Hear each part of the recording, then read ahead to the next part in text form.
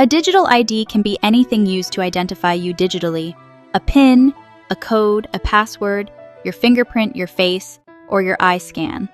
But when governments talk about giving every citizen a digital ID, they usually mean something much bigger. They mean a full digital file of a person, which can include your basic information, name, date of birth, where you were born, where you live, your parents' names, and what you do.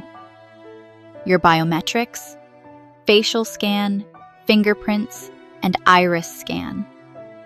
Your tax details, and the businesses registered under your name. Your land and property, plots of land, houses, rentals, and any property registered in your name. Your bank details, bank accounts and mobile money accounts. Your SIM card and phone details. Your travel history, passport details, flights taken, and places you go. Your beliefs, your religion, political leanings or affiliations, your health information, including vaccination records and hospital visits, your behavior, things like your financial habits, traffic behavior, and legal records, your carbon score, how much carbon you produce through the food you eat, the car you drive, and the energy or fuel you use. In simple terms, a digital ID becomes one big file that can hold almost everything about a person: who you are, what you do, what you believe, where you go, how you behave, and even what you own. It is surveillance 24/7. So when you hear your government talking of giving you a digital ID, this is exactly what they mean. Let's just talk briefly about the so-called digital ID. Now, to a lot of people, having an identification card to show who you are, what your date of birth is and so on, and maybe what your status in the UK is and what access or what rights of access you have to certain public services such as healthcare, education, whatever it may be, benefits and so on, housing. You might think that's a good idea, and in fact I'd agree with you, but that's not what the digital ID is about. The digital ID is about something far, far bigger and far more worrying. The government has this scheme called a digital wallet. They want you to access all public and private services, ultimately, online, electronically, digitally. To do that, you need to have a method of proving digitally who you are. And that is what the digital ID is about. All this guff and nonsense about it being a tool to deal with illegal working or unlawful working by immigrants who don't have the right to work is just simply Keir Starmer and the government exploiting this digital wallet, trying to sell you the digital ID card on the basis of dealing with immigration, when actually what this is about is the government in hock to high-tech companies who are all behind this, being able to monitor everything you do, every service, public or private service that you access, being able to monitor that, shape it, and change your habits and behaviour in doing so. That's where this can lead. This is far bigger than just an ID card. And when they tell you that it will make your life easier, it will only make your life easier because the government will pass regulations and legislation to ensure you can only access those public and private sector services if you have the digital ID. That's the only reason it will make life easier, because they put obstacles in the way. Is your wake-up call. The British government is pushing forward with plans for a national digital ID system. They've called it the BritCard. And if that name doesn't send a chill down your spine, you have not been paying attention. It isn't just about proving who you are online. That all sounds rather lovely.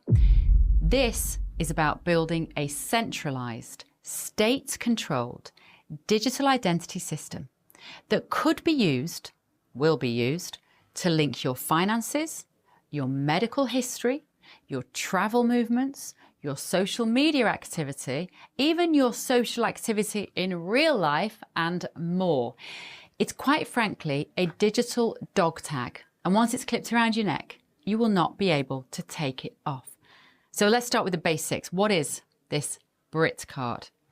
According to leaked briefings and government statements, and frankly, any of us who've been paying attention knew this was coming, the BritCard is going to act as a unified digital identification that every British citizen can use to access public services, to prove their identity, and eventually, though they won't say this part out loud, link with your banking, your health, and your travel movements. Let's also not forget that we are already seeing the slow creep of programmable money.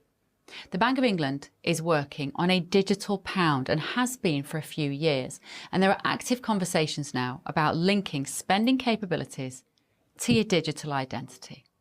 That means if your ID is flagged, limited, or suspended, I don't know, because maybe you said some hurty words on social media, that will mean you can't access your own money.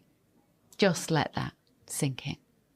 The government already has a proven track record of making life extremely difficult for people who don't toe their very narrow line. From freezing protesters' bank accounts to threatening censorship online, the precedent is clear. Give power-hungry bureaucrats without sufficient conscience or imagination a system like BritCard, and you're handing these idiots the keys to your digital life. And just wait until it's tied to your carbon tracking or your health data. You didn't recycle this week? Points will be deducted. Bought too much red meat or petrol? Access denied. Did you say something misleading? Perhaps some misinformation, the kind of stuff that you and I would know to be true on social media? Your account will be flagged. If you think that is far-fetched, then you haven't been reading the same websites as me. You just have to go and have a cursory glance to the World Economic Forum website, and it's all there in black and white as an ambition. It's such an important conversation. It's literally the most important conversation that we should be having at this time. Because once the BritCard becomes part of daily life, resistance will be painted as extremist. Sounds familiar, doesn't it? So speak up now while we still can. And finally, this is about power. The BritCard isn't about technology. It's not about convenience. It's not even about illegal immigration, regardless of what they tell you. It is about power. Who has it? Who controls it?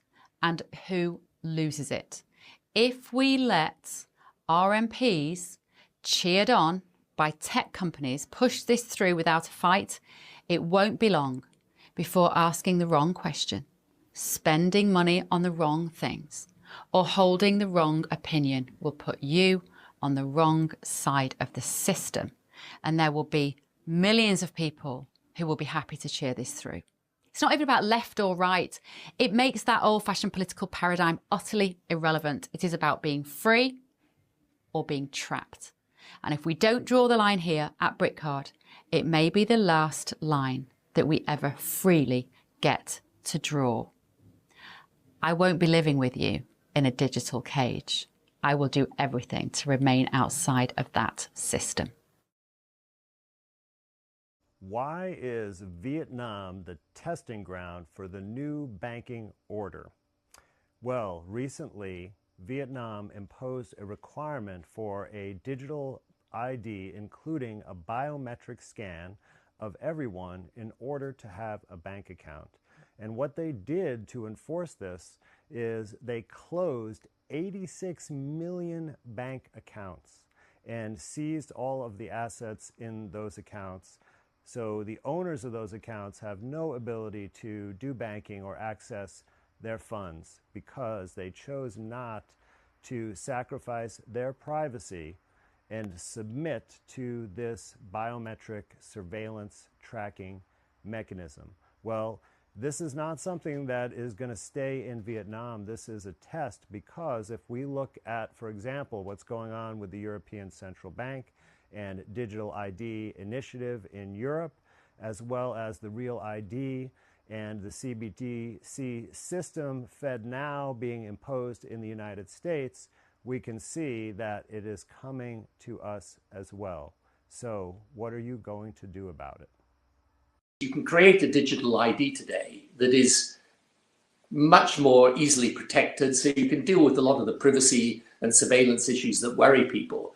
But it's a natural evolution of the way that we're going to use technology in any event to transact daily life. And this COVID crisis gives an additional reason for doing that. Because, look, I could be wrong about this, but when I look at, for example, how you restart some businesses, how you restart international travel, I think people's disease status, for example, have they been tested? What is the result of that test? Have they had the disease? Do they have the disease? I think unless you're able to record some of this data in a way that people can use, it's going to be difficult to go back to anything like a near normal in things like transport. So if you're going to start international travel again, how do you do that unless people